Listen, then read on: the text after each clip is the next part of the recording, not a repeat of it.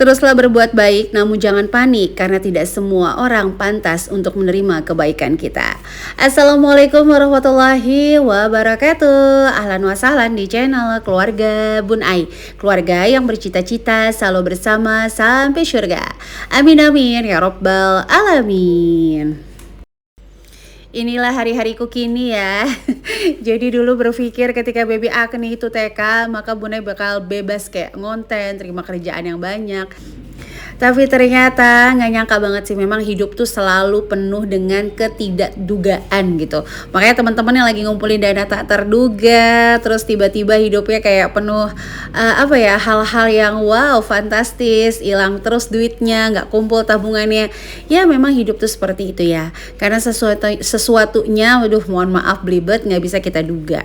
Sama tadinya Bunda tuh bakal mikir kalau misalnya udah Agni TK nih bisa terima kerjaan jauh lebih banyak. Karena ya Bunda pikir kegiatan di rumah pasti akan lebih membosankan. Tapi barakallah dipercaya lagi mendapatkan seorang buah hati, Masya Allah tabarakallah, namanya Baby Azwar. Jadi ya justru malah Bun Ai harus sedikit melambat ya untuk segala jenis kerjaan. Tapi gak apa-apa, semuanya dinikmati karena kembali lagi apa yang kita pilih belum tentu yang terbaik, tapi kalau Allah yang pilihkan sudah pasti yang terbaik. Oke, untuk menemani di awal bulan Oktober 2024, gimana sudah bikin budgeting teman-teman semuanya? Atau dia masih bingung menentukan aku cocoknya pakai metode apa ya Bun Ai, karena aku selalu ngerasa gagal budgeting. Nah asal tahu aja ya, seperti ayat Allah yang berbunyi gitu ya, sesungguhnya salat mencegah dari perbuatan keji dan mungkar.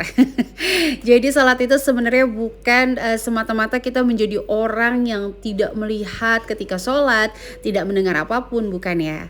Jadi orang yang khusyuk dalam sholat adalah meninggalkan perbuatan keji dan mungkar. Sama, budgeting juga bukan berarti ketika budgeting kita harus benar-benar taat sama anggaran yang dibuat. Tapi minimal kita punya alarm atau kita punya sedikit peringatan kalau kita mau melampaui batas dari kemampuan kita. Jadi buat teman-teman yang hari ini bikin budgeting tapi selalu aja longgar anggarannya, kamu tetap berhasil selama kamu tidak meninggalkan budgeting kamu. Waduh, ternyata Baby Azwar juga kayaknya mau ikut dubbing ya. Oke, untuk hari ini Bunda mau ngebahas 6 yang dipikir hemat tapi malah bikin auto melarat. Yang pertama adalah membeli jajanan receh padahal mahal. Ini udah Bunda survei ya. Jadi kadang-kadang kita terkecoh dengan hal-hal yang kayak empempe satuan sekian ribu, terus seblak prasmanan yang kita pikir tuh dia bakal kayak murah, ternyata setelah kita pilih-pilih malah harganya jauh lebih mahal. Contoh ya, Bunda pernah beli bakso yang bebas pilih, jadi kayak satu bakso tuh 1.000, terus misalnya bakso telurnya 2.000. Ternyata pas nyampe kasir kok ini mahal gitu ya. Dan parahnya lagi dari sisi gizi lebih baik membeli kayak paketan ayam atau nasi yang lebih sehat. Jadi teman-teman hindari dulu nih hal-hal jajanan receh yang padahal tuh kalau dijumlahin jadi mahal. Kira-kira punya pengalaman apa nih untuk jajanan receh ini? Aduh mohon maaf belibet ya. Boleh sharing-sharing di kolom komen. Sama, Bunda juga pernah ke salah satu mall yang ada di Bogor. Itu seolah makanannya kayak murah-murah, sosis sekian, terus misalnya ayam sekian, nasi sekian, tapi pas dijumlah sama harganya. Jadi menurut Bun Ai kita memang harus pilih-pilih nih untuk jajan. Jangan sampai teman-teman seminggu berhemat, ya food prepnya lancar, masak terus, tapi langsung terhantam oleh badai-badai weekend dalam satu kali makan itu seharga 1 minggu hemat kemarin. Jadi rugi banget kan ya. Kecuali memang ada sebuah perayaan yang memang butuh budget lebih. Oke, masuk poin kedua. Tapi sebelumnya Bunda mohon maaf dulu ya kalau nanti sepanjang dubbing kayak agak buru-buru, terus ada backsound suara ayunan, suara Azwar. Ini sambil diliatin Azwar dubbingnya agak-agak tersipu-sipu malu nih Bun Ai ya. Oke, teman-teman.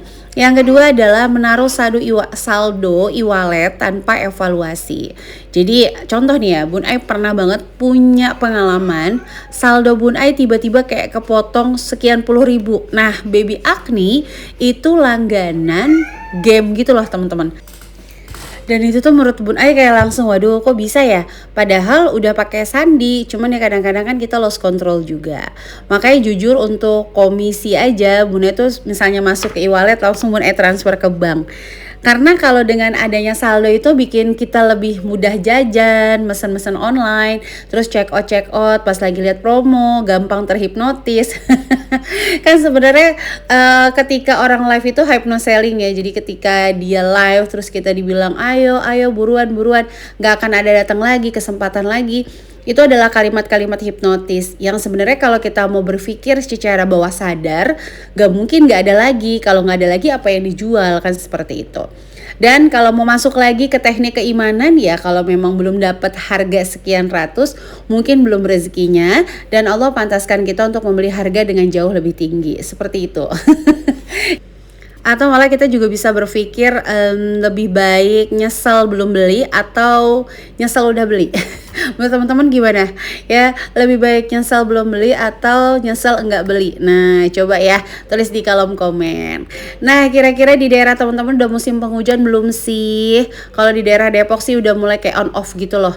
Kadang-kadang hujan yang tiba-tiba ya. Biasanya kalau mau hujan ditandai dengan panas banget di siang harinya. Nah, buat teman-teman yang kehujanan saat perjalanan pulang, semoga Allah menggantikan dengan limpahan kebahagiaan dan kemurahan dalam mencari rizki ya. Karena pasti dalam setiap perjalanan kita itu nggak ada yang mudah. Karena hidup di dunia tempatnya capek. Tapi insya Allah semakin banyak kita capek, semakin enak juga istirahatnya. Sedikit intermezzo aja itu ya, udah kayak mamah dadah nih Bun Ai. Kita balik lagi ke poin ketiga, yaitu program PWP PDP untuk barang yang tidak dibutuhkan bahkan belum pernah digunakan. Contoh, teman-teman nggak pakai semprotan nyamuk merek A, cuman gara-gara ada PDP, PWP, teman-teman kayak sayang banget. Padahal dengan program PWP, PDP itu kita juga mengeluarkan budget lebih. Coba dipikirin lagi nih, apakah barangnya dibutuhkan atau tidak? Atau memang cuma selisih harga 1.000-2.000? Coba teman-teman untuk pikirin ulang lagi deh. Makanya kan kita tuh disuruh untuk menghindari sifat tamak atau sifat serakah. Karena nggak semua rezeki itu harus milik kita. Oke, selanjutnya nomor 4 adalah membeli dalam jumlah besar untuk hal yang tidak awet dan kurang higienis lah bahasa Bun Ai. Contoh misalnya kayak susu, vitamin, sabun anak-anak. Dan teman-teman tuh wajib banget ya bandingin harga per 100 gramnya contoh. Kalau nggak jauh menurut Bun Ai sih lebih baik beli kemasan yang kecil-kecil. Tapi ini kalau kita ngomongin hemat ya. Kalau kita ngomongin sampah ya memang pengennya yang jauh lebih besar. Tapi kadang-kadang kalau kita beli dalam jumlah yang lebih besar itu lebih cepat beku. Contoh, Bun Ai pernah beli kayak kaldu itu dalam kemasan besar lebih cepat beku. Atau teman-teman kayak Bun Ai pribadi untuk susu anak lebih memilih kemasan yang per 2 minggu udah habis atau per 1 minggu udah habis. Karena kalau yang langsung 1 bulan itu kan lebih mudah terkontaminasi bakteri karena udah lama dibuka. Jadi kalau pas dibandingin harganya nggak jauh, saran dari Bun Ai sih lebih baik beli fresh. Karena hal-hal kayak gini tuh kadang kita mikir oh ya sekalian. Kenapa orang selalu over budget gitu? Yaitu dia karena punya prinsip sekalian. Nggak hanya dalam belanja loh, dalam menabung juga sama. Ya udahlah nabung. Misalnya tantangan pertama belum selesai, tantangan kedua belum selesai. Terus dia bilang sekalian deh bikin tantangan 3, 4, 5. Hal-hal yang sekalian tanpa perhitungan kadang-kadang membuat kita itu malah terbebani. Makanya penting banget ya dalam mengelola rezeki Allah gitu ya. Jadi kalau Bun Ai bilang budgeting itu bukan cuma mengelola uang, tapi mengelola emosi, keimanan, pikiran untuk jauh lebih baik lagi. Kita itu menghindari sifat terburu-buru. Jadi dalam budgeting atau dalam nabung kita menghindari sifat yang namanya buru-buru. Karena biasanya kalau terburu-buru itu sedikit banyak akan masuk bisikan-bisikan gaib.